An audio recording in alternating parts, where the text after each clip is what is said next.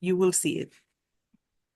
So, Dr. Akbar, if you would like to begin, while we're still letting people join, but I think being 10:30 here in Uruguay and on the clock, I think we should begin.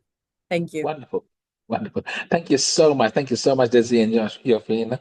This is wonderful opportunity for me, especially because I think it's really important that we talk about trade and we look at how we can create trade opportunities. I would like this session to be quite an active session. I will try to talk slowly, but also please do use the chat. The chat is open there. And make use of the chat. If there's something that you don't understand, I'm quite happy to explain it again. But also, I want this to be quite interactive. I know we have quite a few people, and quite a few people are joining. So hopefully this will be something that will add practical value. I've actually been working in trade now for over 2 decades. And a lot of my work has been helping small and medium-sized firms, and also more recently helping more smaller firms, more micro-based firms, because they're very different from other size firms and they have particular unique aspects. I've also been working with SheTrades from 2018. So we've been working with SheTrades over the last 6 years, helped well over 1,500 women going to global markets, and we hope that 2024/25 will, I know we only got 2 weeks left of 24, but nevertheless, I hope that 24 and 25 will lead to a lot more successes and we can actually have a lot more women exporting. What I want to cover, and I think I have about 90 minutes, well, an hour, and then we have question and answer sessions. So what I want to cover is about 7 main points about exporting to the UAE and the GCC and why you should think about doing it. And then the second stage of this particular course or this particular program is that we will arrange B2Bs for you, right? And one of the things that I do like to talk about is tips for people who are attending B2Bs for the first time. So we'll do that at the end, but really it's more about looking at the UAE market, how you should develop a strategy to enter the UAE market, and what you should look for. Now, when I talk about the UAE markets, most people say, well, it's only 10 million people, right? It's not a large market, it's 10 million people. Why should I be bothered? Why is it important, right? And then this is really what I want to change your perspective, because when I look at the UAE market, I just don't think of 10 million people. I actually think of 65% of the world's population. 65% of the world's population surrounds the UAE, right? And that's the market that you should look at. So for me, when I look at the UAE and the GCC, it's a gateway. It's a gateway for companies, especially in your part of the world, to use Dubai to enter the region, right? And how you should enter the region, right? Now, as I said, Dubai, 10 million, so UAE, 10 million people, 2/3, 1/3 split, males. There are more males because we have a lot of single men who work here. In a lot of industries, there are a lot of single men. Very young population. In fact, 2/3 of the population are between the ages of 25 and 50. Sorry, 25 and 35. Okay. The other interesting aspect is that 88% of the population are non-Arab, non-locals, non-Emiratis. So these are people from over 130 countries who have come to the UAE to work and live here. This is astounding. There are people from 130 different countries. They make up 88% of the population, and they're here to work and live, right? When we look at the population, about just over 1/3 of the population is in Dubai, and then about 17% in Abu Dhabi, and then the rest of the Emirates. right? So that's one part of why you should look at Dubai. The second part we should look at Dubai is the idea that the UAE and Dubai is a huge tourist market. In fact, last year we had 17 million visitors, right? So one of the strategies that a lot of companies use is they're looking to enter Dubai, the UAE, of course, but they're looking to make this a global product or a regional product using Dubai as a springboard because tourists come here, right? So when tourists come here, they see your product and they want to buy it in their own home country, right? So that's why we see this as an excellent market to capture the 65% of the global market.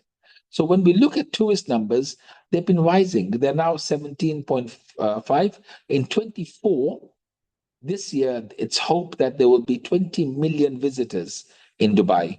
In fact, in the first 7 months, there were 11 million. So if you extract it out, it means that there will be 20 million, an 8% increase. There are 821 hotels, 821 hotels just in Dubai with 150,000 rooms.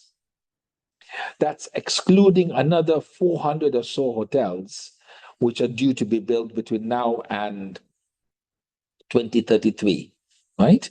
So you're looking at a huge tourist market.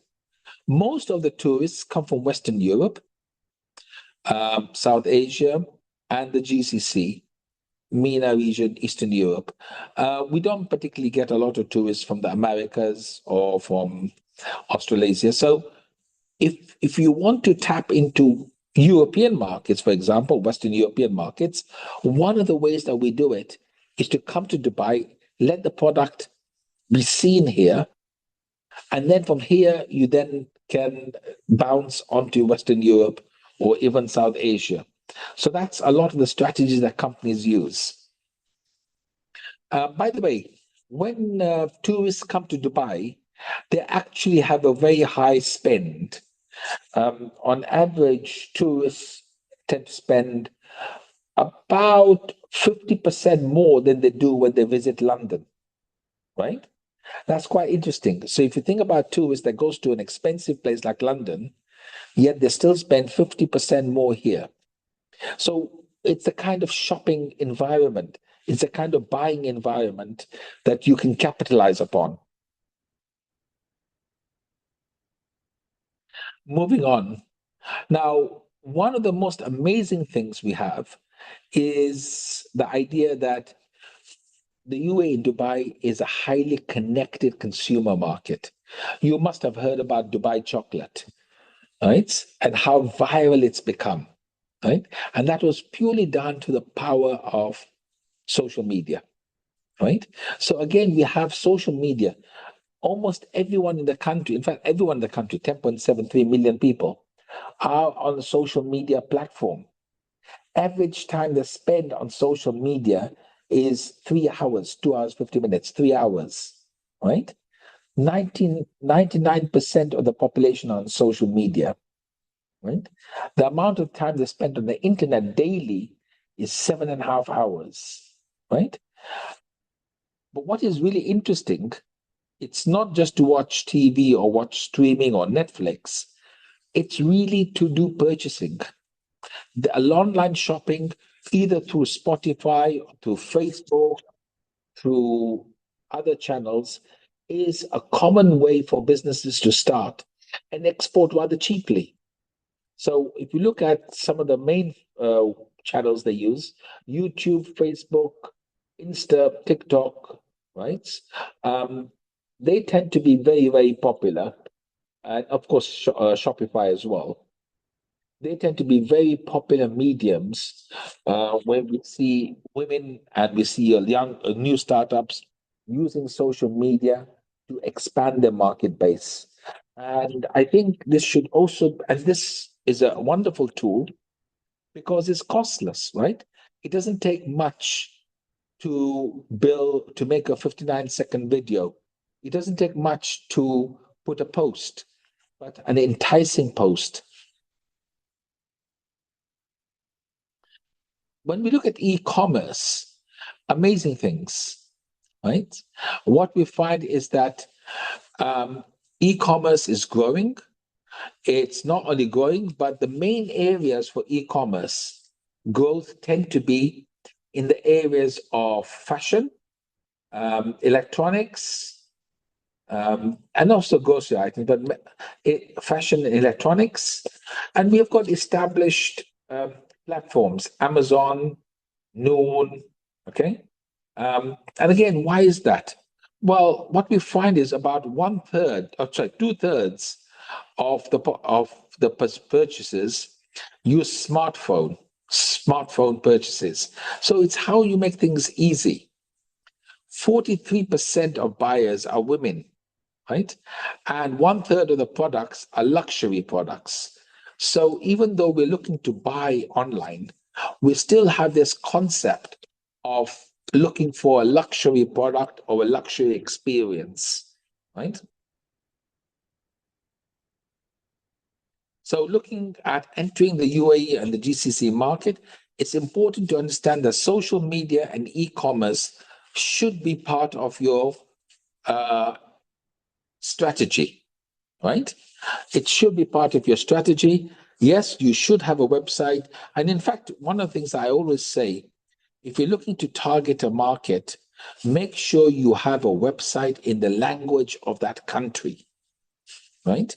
People spend 3 times as long on a website which is in the local language, 3 times as long. So it makes good sense to invest in developing a website in that language. Now, you're going to ask me, what's the language in the UAE? Well, there are two main common languages, English and Arabic.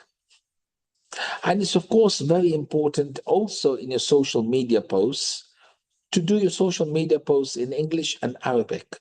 So it appeals to a larger audience and creates a much more impact. I think one of the things that we have learned now, especially in the post-COVID period, is that people buy based on demonstration effect. Before, the demonstration effect was watching your neighbor or your friend buy something. Now that has moved online. It's watching a TikTok video or a YouTube video or Facebook post and then being convinced by this. And this is where the messaging has to be very, very important. So what are the trends that we see in the GCC? And by the way, this is also true for the wider region. Trust. Trust is really a key. You have to build trust. You have to build trust with, I don't know what happened there. You have to build trust with your customer, right? Or your customer has to gain your trust, right? And how do you gain your trust? You deliver on your promises. You deliver on your promises. You're consistent, right? You give your customers a great service, whether it's online, whether it's physical, whether it's through an agent or a distributor, which I'll talk about later. It's how you build a great service. A great service builds trust. And of course, now the way that we look at the world is not only mass production, but personalization, right? It's how you remember a customer, how you deal with the nuances of a customer. Innovation. In a highly congested market, innovation is the key, right? But most important, to be consistent. When we look at the market, one of the questions I'm normally asked, can you give us some tips? Can you give us some rules? Well, what I always say is that this region is amazing. It's amazing because you have people from 130 different countries. When you have people from 130 different countries, anything can sell. And everything does sell, right? That's the absolute amazing thing. Anything can sell and everything does sell. But if it's done properly, it doesn't mean that every company is guaranteed to be a success. No, that's not going to be possible in any country, right? You still have to do the research. You still have to identify your market. You still have to know your customer. You still have to do your marketing, right? That still happens.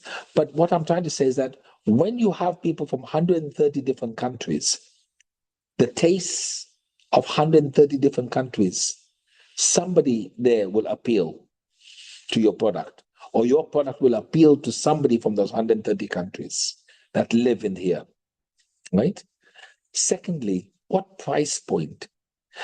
When I taught economics many years ago, you talked about the average salary in a country.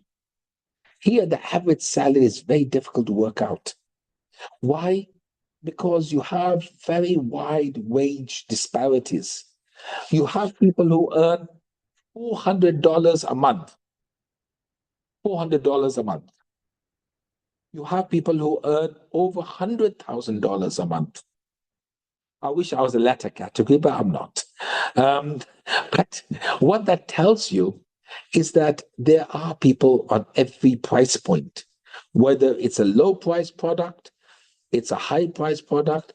The bulk of the people working here earn between $2,000 to $6,000 per month. That's the vast, vast majority.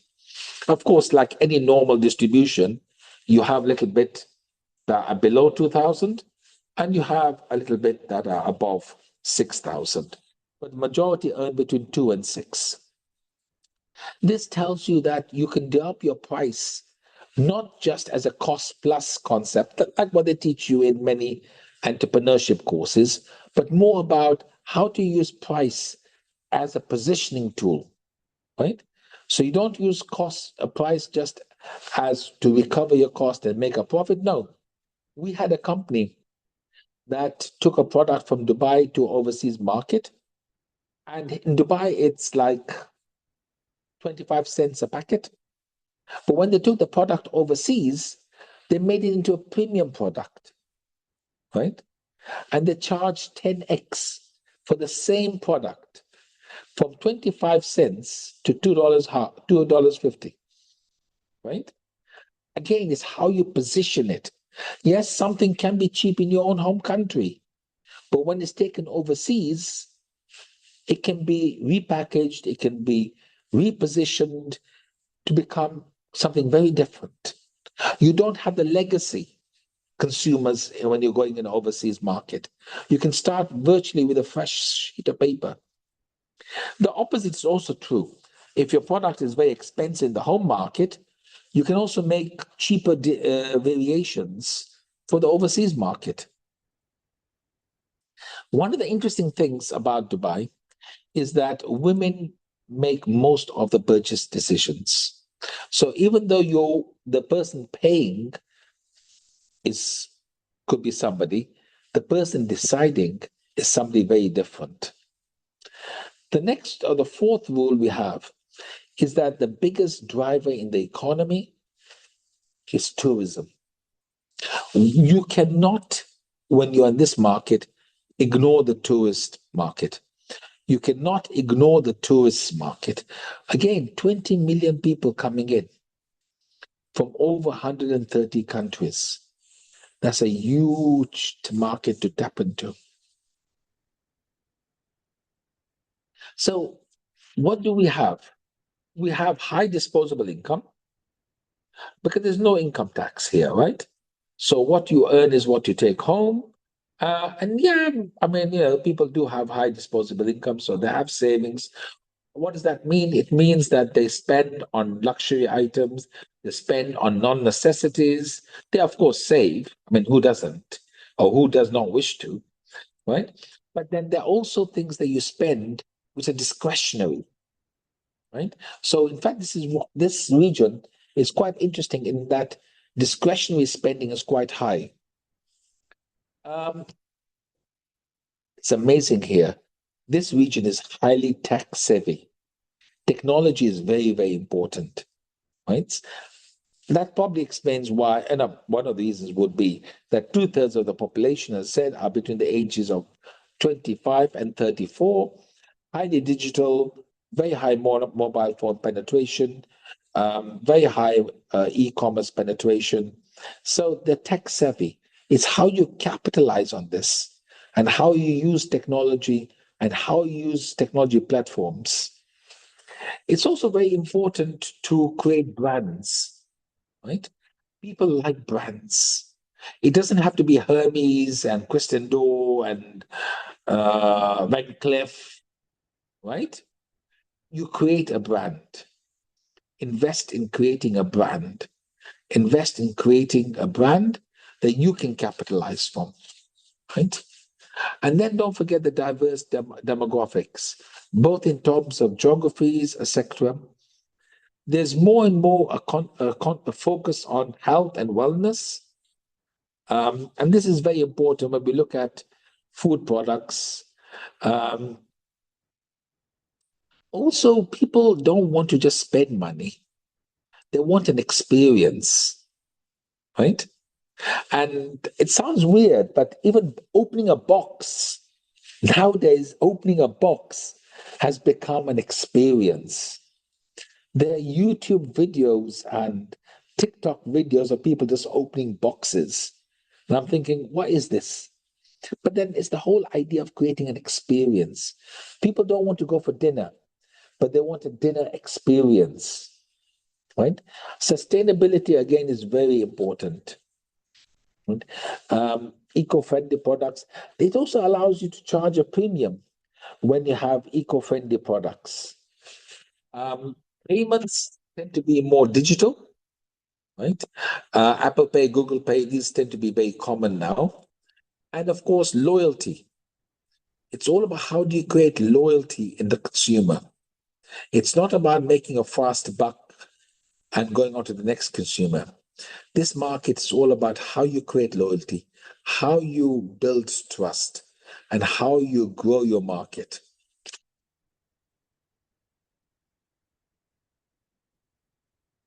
So one of the ways that we do this, or three ways we do this, how we build the trust, how we build loyalty, how we grow our market, how we enter the market, there are three ways of doing it. The first is to build relationships.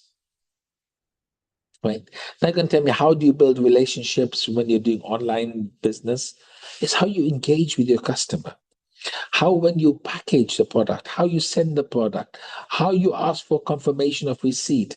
It's all about engagement, building trust, right? Building relationships, and then selling them more and upselling and repeat selling. I always believe it's about upselling and repeat selling. Also, how do you create tailor-made offerings? Meet the local needs. Should you look at your product and reconsider its value proposition in this market? Okay. And then, of course, I always think it's important to invest in digital channels, whether it's Shopify, whether it's Facebook, whether it's any other, whether it's working with Amazon, working with Noon, need to invest in digital channels. Now, I'm using textiles and apparels as an example, purely because when I looked at the data, I found that we do import from Uruguay textiles, apparels, and also from Dominican Republic. We also import a lot of tobacco from Dominica, but we also import textiles. So I'm using this as an example. So when we look at the textiles, what's the driver? We have a large population of young people, right? Booming tourism. We have huge malls, right? Malls that sell every single thing. There are shops that sell only cheese in a mall, right? So, I mean, you can find shops that sell only one thing, many things, right? Which means that you have a huge appetite for these things, both from domestic buyers, but more importantly, from tourists, right? But again, at the same time, this is why it's important to do an export strategy plan. Look at how you're competing with your international markets. Because the market here is easy, it's highly congested, which makes it also difficult, right? Why does it make it difficult? Because you have a lot of competition. So would I suggest you deal with this? Well, the first one is you have to look at your value proposition. Look at your product, look at your service, and answer the three perpetual questions. Can you make it better, faster, cheaper? Doesn't mean you have to sell it cheaper, but nevertheless, can you make it faster, better, or cheaper with the same quality? What is the relevance of your product in this regional market? Is your product still relevant? Okay. Who is the target market you're attracting? Are you attracting tourists? If so, which segment? Are you attracting residents? If so, which segment? Both? If so, how? Right? What is your strategy of coming to Dubai or the UAE? Is it to go to the GCC? Is it to find distributors and agents from the UAE, from Western Europe, from Asia, right? Is that what you want to do? Okay, because that will be a very different strategy to somebody who's going for domestic penetration. Then look at your partnerships. What partnerships do you need to have? What partnerships would help your business grow? And what partnerships should you look for? Right? I always say you don't have a competitor in the market. You have a partner you haven't started working with, or you have a potential partner that you haven't started working with. I don't think there is such a thing as a competitor. I think they're just partners that you haven't started working with, right? Because again, from your competitor, you can also learn a lot. And then also look at what are the additional revenue generators. What can you add on to your product or service to build additional revenue? What is your distribution channel, right? Now, this is particularly important, and I don't think we have any logistics companies on the call today, but it's extremely important for you to look at your logistics and look at how are you going to build a distribution channel.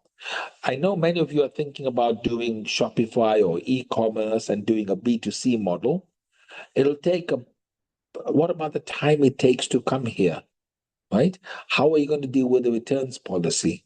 Would it be better to have a local fulfillment here by Amazon, right? Might give you lower profits, but it'll allow you to test your product in the local market, right? Allow you to understand which pricing points work. Because if you test pilot your product online, you can play with the pricing. Okay. And I always believe it's important to build an export strategy. You wouldn't go from place A to place B without Google Maps, right? We all put on our Google Maps and then we go from place A to place B, right? Why would you go to a foreign market without switching on your Google Map? Right? And for me, my Google Map is my export strategy. Yeah, like all the Google Maps, you take a wrong left, you take a wrong right. Yeah, you sometimes have to recalculate and reroute. Yeah, this happens, right? This happens. This is normal business. But at the end of the day, as long as you know where you want to reach, that's the key. What are your milestones? That's the key. And that's why I think you need an export strategy.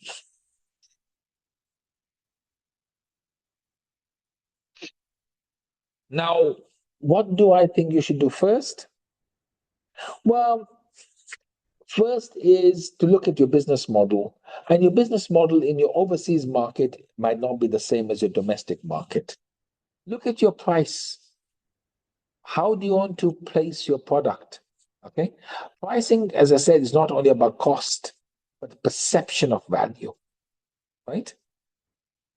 You just have to look at your mobile phone.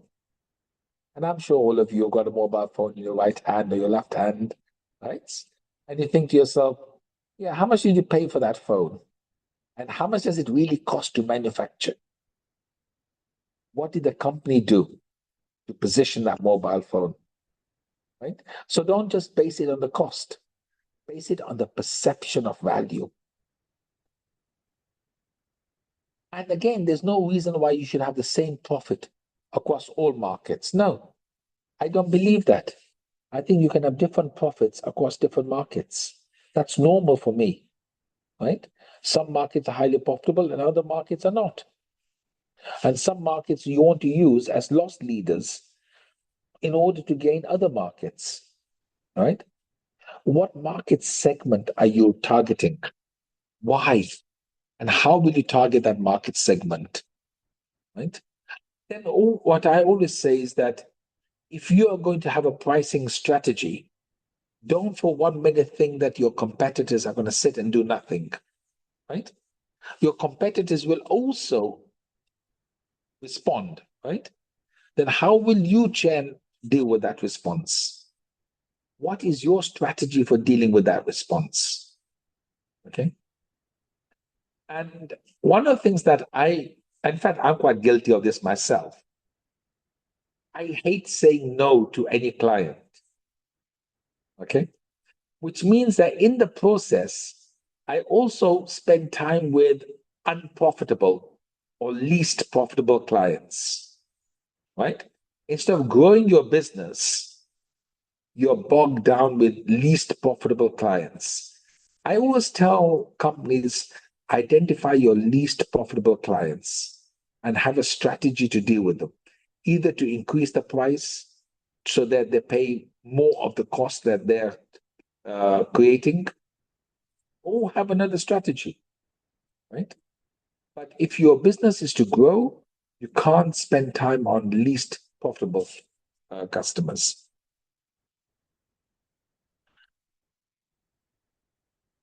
One of the most important things is your product suitable for a regional market? As I said, Dubai or the UAE and this region, you have people from 130 different countries.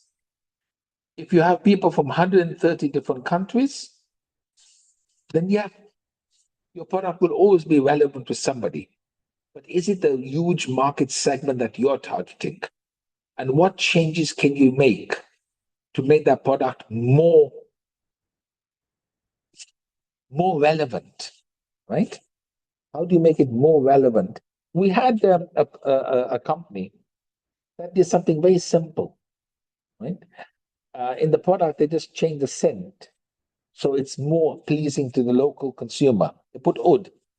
Oud comes from a bark. And it makes it more pleasant for the local consumer, right? Also, look at, sorry.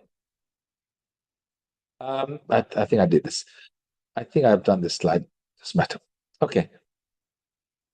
Now, moving on, the next step, once you've done exports or once you've done the initial research, one of the things or one of the decisions that you will need to make is how are you going to export your product to this region? I'm sure one of the things that you will test out will be social media or selling through social media, selling through e-commerce. But then you're always faced with this perpetual question. What is a perpetual question? Should you use an agent? Should you use a distributor? Should you go to trading firms, retailers, or government buying organizations? These are typically the 5 channels into any country.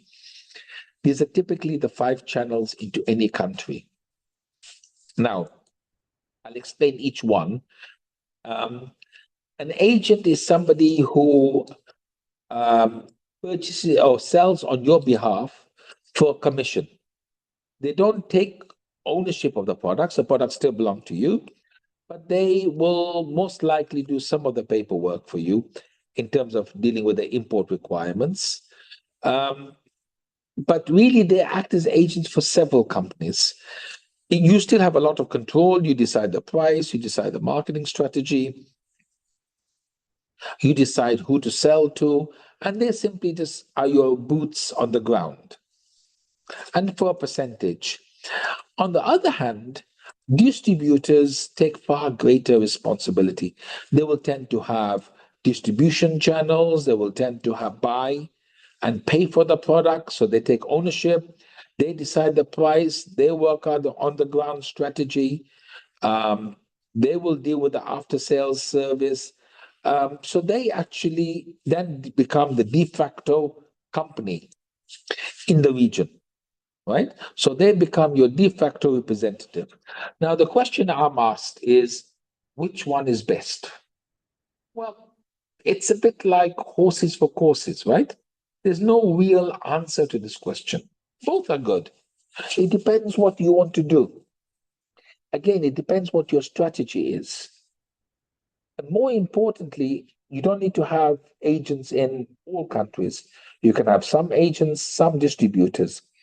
My feeling is if you're starting out in a new region, which is a distant region, could be challenging for somebody exporting for the first time, it's usually better to go with a distributor because you get more services, more support. Now, the question then is, how do you first find a distributor? Well, hopefully, in the second part of this initiative, when we do the B2B matching, we are hoping that we will help you identify at least 3 to 5 buyers or agents, depending on what you're looking for, right? In the absence of this, I always say that it's best to go to an exhibition, right? See which companies are acting as agents and distributors and see if they will take on your product. If you can't visit an exhibition in Dubai or in the region, it's not a problem. Go to Dubai World Trade Center website. You'll see an exhibition in your sector. Let's say, for example, we're looking at beauty products. Go to Beauty Middle East, largest beauty exhibition in the region, Beauty Middle East. You have all the list of companies that exhibited in Beauty Middle East on the website. Start looking at this, looking at the websites, searching, right? Look at which of these companies already act as agents and distributors, and for which brands, and how successful have they been, right? Also, we have companies from both Uruguay and Dominican Republic in UAE. We have also the offices. So it's good to ask for reviews. It's good to ask for other companies that have moved here. They don't have to be from Dominica. They can be from other neighboring countries or even the other countries altogether, right? So look for this. I always find that I look for competitors' products and I see who's the distributor for those products, right? I always look at my competitor to use that as a benchmark to see what I should and should not do, right? I don't look at one competitor. I look about 5 to 7 competitors. And I say, well, A's done this and A's used this and he's been so successful or she's been so successful. And then I try to use benchmark analysis as a way of learning. So always look at what are your competitors doing and look from your successful competitors and your failure ones. Now, if you wanted to, you could actually set up a company here online. You could go to Dubai Virtual's Commercial City. The link is there. And that will give you a license and accessibility to a bank account. You can also link your products on TradeLink and also Dubai. Notice how Dubai is spelled. DUBUY.com. And you can see this is also something that's quite common. Now, and of course, in addition to this, we have, look at the major websites for the region, Noon, Amazon, etc. And you can probably get your products there as well. Now, I know that many of you are looking to export food items, cosmetics, supplements of some type, right? These tend to be controlled items. right? What do I mean by controlled items? It means that they have to go through some process of registration, an import process, which you will not have if you are exporting a shirt or a jacket or a shoe, right? They're not controlled items. And I think the same thing is true in Uruguay and Dominican Republic, right? You have certain things which are controlled. So what does this mean? This means that first you need a company that is registered in the UAE for you to register a product. This is where a distributor makes a huge difference. Because a distributor is registered in the country, they are able to register the product. Of course, there's nothing stopping you from registering the product if you go and set up a company. And I showed you the cheap way of doing it. But you can also use a distributor. And again, what is a product registration?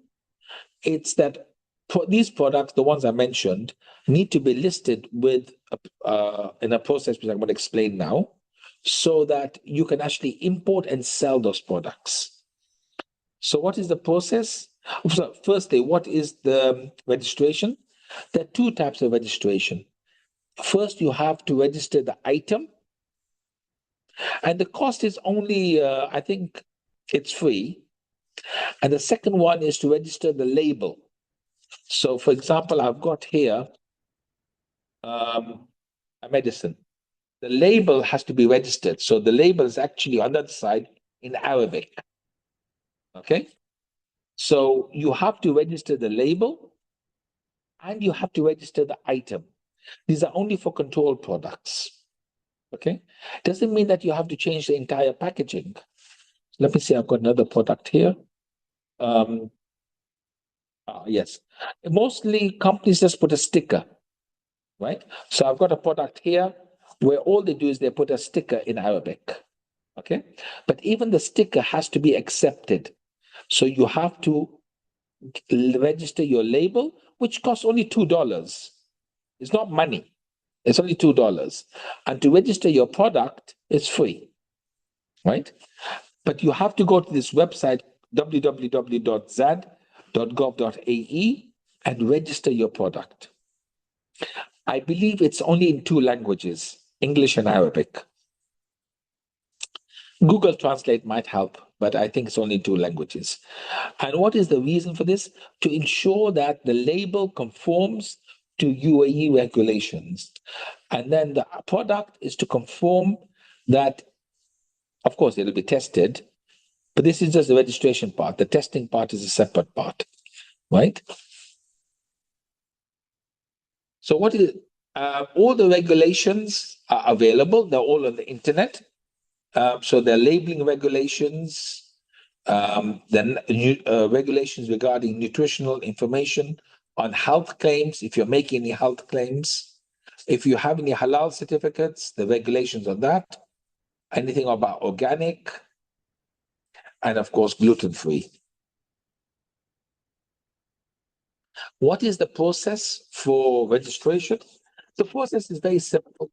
You go to the ZAD portal, which I told you, www.zad.gov.ae. You apply, you wait for approval, and when you get the registration label, you can register, import, and sell. It's very simple. It takes about 24 to 48 hours. Everything is online. Okay? But a good distributor should be able to help you. This is where, as a first-time exporter, you need a good distributor, right? This is where a distributor can take all the headache away from you, right? Especially when now it's what, 6:20 here, it's, I believe, 11:20 in your part of the world, right? You know, you'll probably get telephone calls when it's night there. So I think it makes sense to have a distributor, at least in the initial part meaning at least for one country, to ease the whole process. So I've explained all the good parts about exporting to the region and exporting to this market. Yeah, it's a great story. It's a great potential, a great opportunity. Strongly suggest that you do it. But then what's the challenge? There has to be a challenge, right? Well, regulatory compliance. As I mentioned, you have to go through the process for control of products. Some of it can be time consuming, but all of it's online. The market is easy. And what do we know about easy markets? We know that easy markets are highly competitive. There is a lot of competition. Give me any product, and you'll find competitors from Europe, from Asia, from Middle East, from many parts of the world. Okay? I go and buy a simple product, I don't know, a biscuit, a cookie, right? You have them from US, from Canada, from UK, from France, from Germany, Turkey. And it's a simple product. So it's understanding how do you differentiate yourself in a congested market. Okay? Price is only one game. It's how you get yourself noticed. Then again, there's the cultural etiquette. But I always believe that any market you go to, even if you go to your neighbor's market, the cultural and business etiquette is going to be different. It's something that you acquire. The operating costs, I'm sure, are a little bit more expensive than Uruguay and Dominican Republic, right? And then again, you have to take those into account.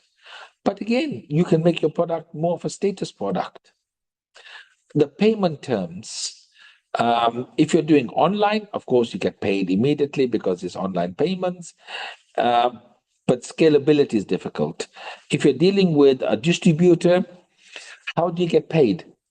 Typically, we use letters of credit, right?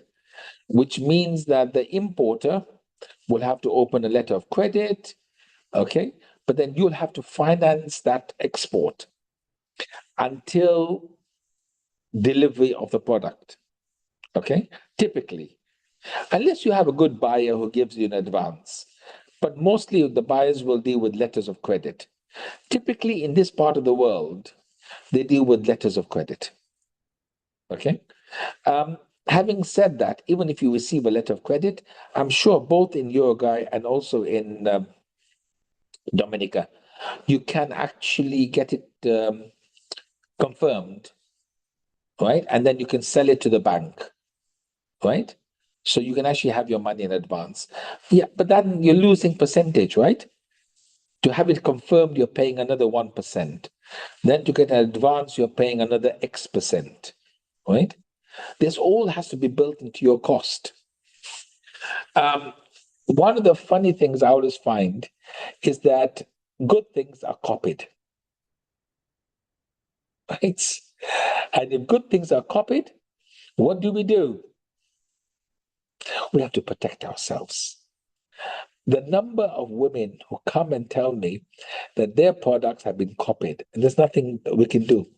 Once another company copies it and registers it as their product, there's nothing you can do, right?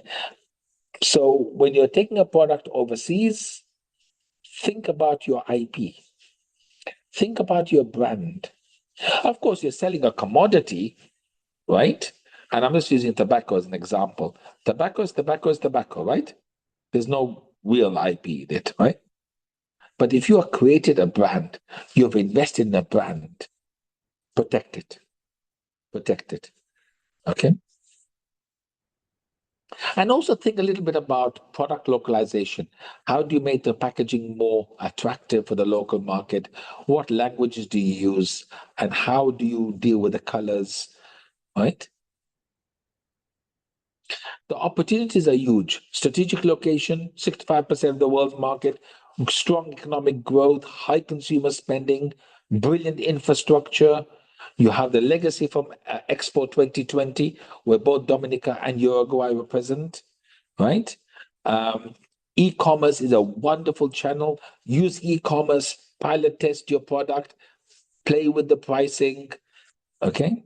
You have a diverse market, multicultural, and sustainability is a huge thing. So how would I actually enter this market? My first step is always to do market research. Look at local distributors, try to identify local distributors. As I said, exhibitions, competitors, etc. And they don't even have to sell your product, something similar. Look at how you can make your product more adaptable for the local market. Invest in e-commerce, especially a local language website. Build relationships, even with distributors, with retailers, with with trading companies. By the way, trading companies are what we call traditional companies. They buy in wholesale terms or large amount, and then they resell to other wholesalers. Also, study the regulatory requirements. There have been a lot of successful companies, not as many as we'd like. We'd like a lot more, right? But there have been successful companies that have been exporting from your region. So these are some of the ones. And what do we know about this? They've used connections, quality product, understanding the cultural market, and building an online presence. That's what all of these companies have done, right? As I finish, I would also like to talk about the first time for a B2B. It's important to understand that B2Bs are a good way for you to make an initial relationship to a very long and fruitful business connection, right? So you start off by doing your homework, understanding the company, what's its background, set clear objectives from the B2B. What do you want to achieve? Prepare an agenda and keep to it, but politely, right? Practice your pitch. Yes, a distributor and a buyer comes across many companies selling similar products. Why should they sell yours? Why should they take on yours? Then we have this idea about it's better to listen and then explain. Of course, certain other things, be professional, first impressions matter, on time, build a rapport. Right? In this part of the world, they do like small talk, and then they talk about business. Be open to feedback. It's good to understand what's wrong or what can be changed about your product. Follow up and be very flexible. Right? Again, what is your value proposition? Strong opening. Keep the pitch concise. You might need to use visual aids, or you might need to bring a sample of your product. Showcase the benefits, not the features. I think people get a bit lumbered down with features, but showcase the benefits of your product, right? And of course, a couple of other important things. Be prepared for questions.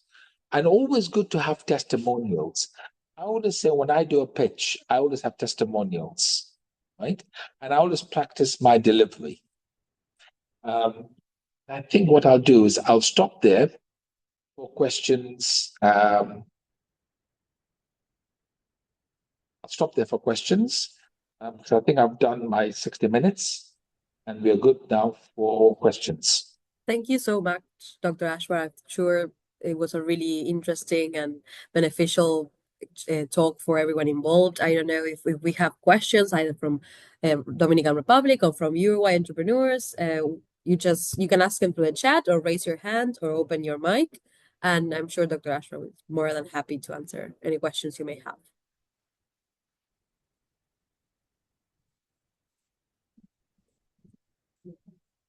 No? Have I answered all the questions? Let me start so we can break the ice. Perfect. That'd be great. Yes, thank you so much, Dr. Ashan. Definitely, it was a wonderful experience. I think we will have to repeat this. Yes. Is there any specific sector in the Dubai we can put all our efforts there? Any sector we can like push to get there? Actually, this is a beautiful thing. All sectors work. All sectors are good. I don't think there's any single sector that I would say is not good. The question is, what are you good at? Where can you create a value proposition? Right? I think that's the most important. It's where you can create a value proposition. Because at the end of the day, as I said, we have all price points, all salary points, people from all different countries. What I've noticed in the last 2-3 talks I've given, there's been a heavy focus on apparels, heavy focus on cosmetics, on supplements, on health and wellness products. But I think, again, you don't have to go where everybody else has gone, right? You can actually create your own path. And I think, again, in a congested market, it's good to create your own path, right? And now there's, of course, when I started doing exporting many years ago, we didn't have Google, but now we have Google. So we look at what are the most searched items on Google, right? What are the products which are most searched? Then again, Amazon gives you analytics. Noon, spelled Noon, gives you analytics, right? So these are all things which are free, right? I mean, to know what are search items on Google is a free thing, right? Google Analytics is free. So it's available to everybody. And I think the kind of tools that we should look at are what we call free tools. Then the other thing I look at is TradeMap, trademap.org. Okay. And that gives data and 6-digit HS codes. So then I can see, again, what is the UAE importing? What are the countries in the region importing? Right? As I said, we import a lot of tobacco from Dominica because we've got 10 tobacco factories, 10 cigarette companies here, right? So we import a lot, and it's used by our cigarette manufacturers. But I wouldn't expect that to be one of the products. What I'd expect is for you to have products which are different, obviously. So again, one of the interesting things is identifying how your current product or service can be sold in the local market, right? If you tell me some of the companies online, maybe we can discuss that. Oh, I'll give you one example. We have a company here from South Africa. They produce soap, right? Soap, nothing special. I'm sure when you walk to a supermarket, you'll find 50 different brands of soap, right? But they make soap handmade from camel milk, right? Why is that exciting? I'll tell you why that's exciting. Because that is now not appealing to the domestic market. It's appealing to a tourist who wants to take a souvenir back. That soap sells for, I think, about $7-8 a bar, small bar, right? Okay. It's called Camel Milk Soap Company, right? Now, that's one way. The other way is, well, you notice this company in Dubai called Camel Milk Soap Company. Could you go into some kind of collaboration with them? Because you have, for example, tourists coming, yeah? Or could they produce a product that for you, right? So I think there are different ways of entering the market, and there are different ways of looking at it. As I said, I mean, this company does millions of dollars now. It started in a kitchen table, making a few bars. Now it does millions of dollars. There's another company you should look at called Blooming Gifts. It does gifts for people. $100 million company now. Started a few years ago. And all it does is this kind of companies are looking for gifts which are different, right? Okay. I think that's really interesting. Yeah. So sorry, Dr. Ashwin. No, just keep. Right. No, keep So going. go ahead. No, I wanted to ask something else. I thought you just keep telling the story, and then I'll yeah. No, I also says, I mean, the way I look at this now, I think, well, I need to buy a gift. I want something different. I don't know what Uruguay has. I don't know what Dominica has. Maybe this might make my gift stand out. Okay. And in fact, from my own personal experience, I had to go for dinner a couple of weeks ago, and I'm thinking, what gift can I take? Everyone's going to bring chocolates. Everyone's going to bring flowers. Everyone's going to bring a cake, right? What can I bring? Right? Which is different. And this company, Blooming Gifts, does $100 million just in UAE, in one country, right? Simply dealing with gifts, right? And this is the kind of business that you have. And they're looking for unique products, products that can be priced well, packaged well, look really beautiful, right? And can be nice. So again, it depends how you want to enter the market.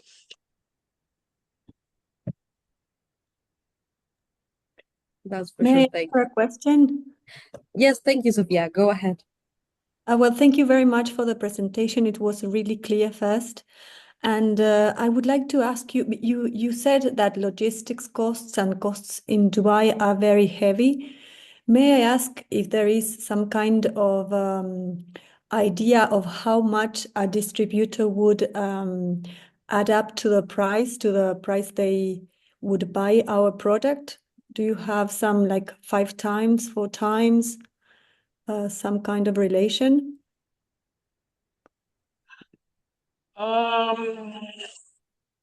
See, there are two ways of selling a product: FOB Yeah. or landed cost, right? Typically, you would negotiate an FOB price, right? The distributor would like you to negotiate a landed price.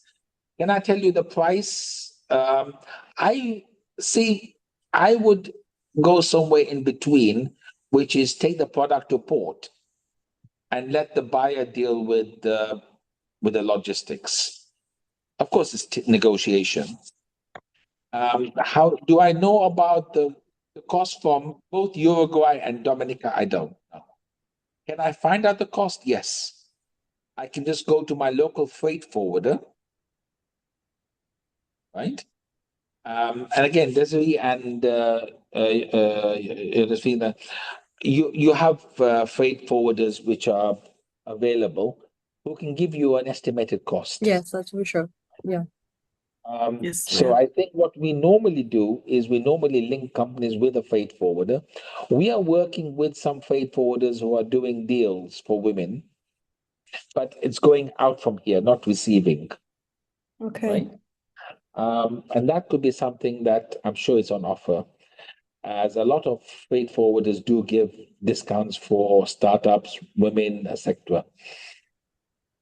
But again, it depends if you want to see. One of the things that I was advising an African country to do was create an export management company where a number of small businesses will be represented by a single professional company in a foreign market, right? And that would relieve the small companies of dealing with exporting, dealing with all the paperwork, etc. But also, you could then bring all the products together in one container, right?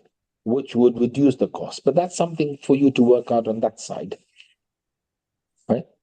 But I think, again, I would start off with the research. I would start off with what product do you sell, by the way?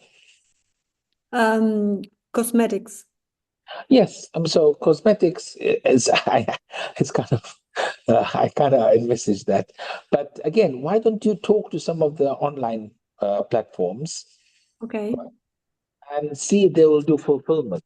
So you send the product here, and they'll deliver it from here, right? The first couple of batches, just test the market, test the pricing, test the packaging. maybe simultaneously you can also look for distributors. Look on the Beauty Middle East website, and you'll see the distributors in the region. Okay, I will. Because the thing with beauty is some of the beauty products have to be temperature controlled. Some don't, obviously. Okay, thank you very much.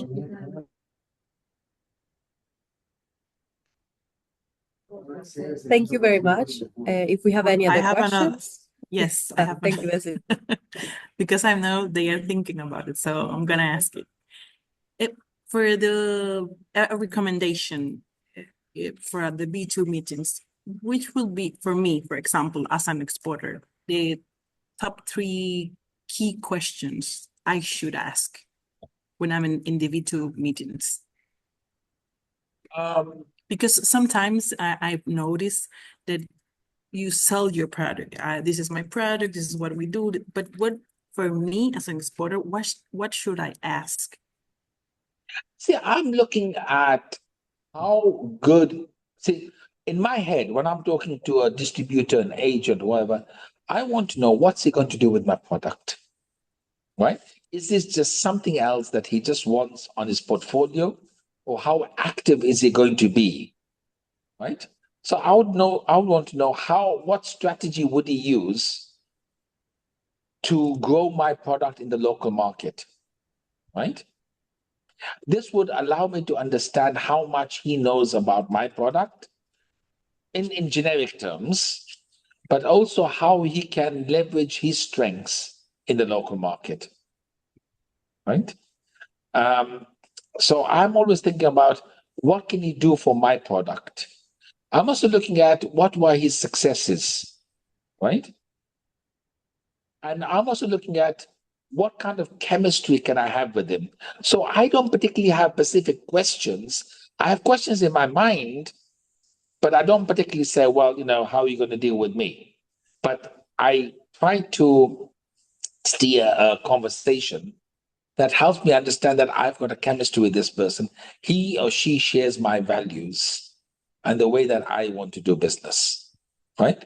They are committed to my product and it's something that they're going to help to grow, right? And they come from an experienced background. This is not the first rodeo for them, right? They have done other rodeos before this. I don't want to be the test pilot, right? Yeah. For sure. And how would you go about finding the distributors? So, of course, you said searching in the Beauty Middle East website, that would be good. And what other websites do you recommend so that we can search the distributors for the products? I look for trade magazines. Right.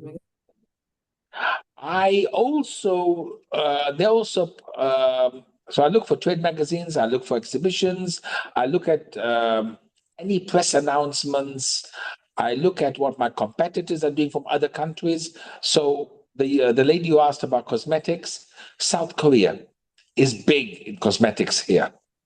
In fact, just 2 days ago, I was talking to an importer who imports from South America, South Korea, Yeah. sorry. South Korea, right? I mean, they are big in cosmetics here. And then I was saying to them, but the product is not called any South Korean name. And they said, no, we do it under private label, right? So you also have companies who will buy your product under private label, right? So Okay. they want to build, so there are different ways of doing it. So you have private label, you have magazines, then you have trade associations, trade groups. So Dubai Chamber, for example, has trade associations and trade groups, right? And cosmetics is one of them. Another way is that I'm not sure if you have a pro Dominica office in the region or even a Uruguay office in the region, or even the embassy. The embassy normally has somebody who helps get leads, right? And normally there's the economic council whose role is to assist businesses in the home country to get leads. And one of the good things, of course, is you have a national day every year, right? And this is where a lot of countries then say, well, can we have samples from your products? And you give those out to potential distributors, potential clients, potential retailers, shopping malls. I mean, that's something that both Port Dominica and Union de Exporters can do with your embassy here, is that use the National Day as a way of promoting your women's products. There's also International Women's Day, which is on the 8th of March. That's also another opportunity to promote your products, right? Thank you very much, Dr. Ashworth. I think that's a great idea to do it in the context of either a national day or a Women's International Day. I think, yeah. I don't know if we have any more questions, Desiree, or anyone else from. I would like to ask a question. Hello. Yeah. Hello. Yeah. Oh, yes, please go ahead. Go ahead. Hello. For example, I have some clients from United Arab Emirates, and I would like to find out if there are some a register online where I can check if this company is a real company, just to check is it real client? That's easy. Because a lot of scams also, like Easy. yeah. Give me the name of the person who contacted you, the name of the company, and the address and the telephone number. Now I don't understand. The name of the company, the name of the person you're dealing with, the address of the company, and the telephone number of the company that you're dealing with. But I have several, and they contact me because I used to participate in different, conferences, and they said, "Oh, hello, we know that you are from Dominican Republic. We need some vegetables, fruits, and this is our company, something like this." And I have several of them, and I would like to have some where I can check this company because there are several. Send me 5. Now? Send me 5. Yes. Send me 5, and then I will check them for you. Where can I send them? Can you give me the email? They will share the email address with you. Yeah, we can make the link with you. But I will take the email either from Desiree or from Johnfina, not normal, because then I want to also make sure. Yeah, of course. So you forward it to one of these two ladies, and then they will forward it to me. Yeah. Olga, did you join for Uruguay or for Dominican Republic so that we can know who to contact you? For Dominican Republic, because the clients, they want to work with Dominican Republic. Okay, they great. Want Great. The city would link you up with Dr. Ashworth so that he can help you check if the companies are real or not. Oh, thank you very much. Thank you. But can the email come from Desiree, please? Yes, I'm gonna come from Desiree. Yes, don't worry. I will Because contact you. I also have a filter. So if there are people who I don't recognize, it won't come through, right? But that's perfect. If it comes through Desiree, and normally, just so there's a general rule, we always ask for the license. Every company will have a license, right? So any company you're dealing with, ask for a copy of their license. Then I can give you the name of somebody called, if it's a free zone, you can email the free zone and check this. Then I can help you in Dubai. But normally you ask always, whenever you're dealing with anybody, for their license. Perfect. Perfect. Thank you so much. Maybe now You see, this license, can you give me the characteristics of this license? What kind of Hold on. I'll see if I can find one and then I'll show you. Hold on. DET. If I can take a photograph tomorrow and send it to Desiree, because I'm just trying to see. It's a normal business license, right? It has the name of the company. First of all, it has the government of Dubai's thing on the top, right? If it's a free zone, it'll have the name of the free zone. Okay. It has the name of the company and the owner's name, right? And then the registered address and the license number. Because what I will do is I will go to the government database and just type the license number to see if it's a real company. So normally we ask for a copy of the license. Okay. Right? You know, because once we checked one company, trade company, but they then we found out that this company is has the address of the company who registered different companies, like Yes. Yes. Yes, we call them service companies. Yeah, service companies, yes. So not a trade company. Yeah, but if you are exporting, I don't know, let's say watermelons, right? They will need a warehouse somewhere, right? Right? They will need, if they're importing, they will also need to have some evidence. So normally we ask for a trade license, and you can check a trade license. Yeah. Yeah. And this license in Arabic language English, and English and Arabic. Uh, English and Arabic. Mhm. English and Arabic. Thank you. Okay, Olega, I sent you through the messages my phone number and also my email in case you don't have it. So we can share, you can share this information with me and I transfer to Dr. Ashan, okay? Thank you very much. Thank You're you. welcome, my dear. I don't know if we have any more questions from someone else. Okay, very good. I'm gonna ask you all, if all of you entrepreneurs, can you turn on your camera so that we can take a picture? And after that, thank you very much, Dr. Ashwin, and we're gonna be finishing up. So just turn off your cameras if you can, and we'll take a picture. Oh, we have to get Liz in there. Hi, Liz. Hi, Liz. Hi, Dr. Ashraf. Hi. Hi, everyone. Session, and I hope everyone has really learned from the knowledge that Dr. Ashraf has shared. Thank you very much, Dr. Ashraf. That's for sure. The Thank pleasure. you so much. It was great. Well, let's see Thank you so much. if we can get everyone in the Thank you. picture. Okay, I'm gonna take a picture now, so smile if you want.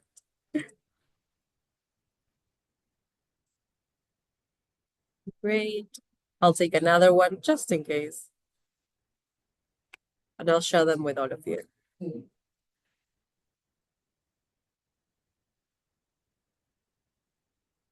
Thank you very much. And thank you, Dr. Ashfar, for the really beneficial and interesting chat. I think we'll hope to start exporting to the UAE market soon. Thank you very much, everyone. Have a wonderful day. Thank Thank you so you. much. Bye. Thank you. Bye. Thank you so much. Bye.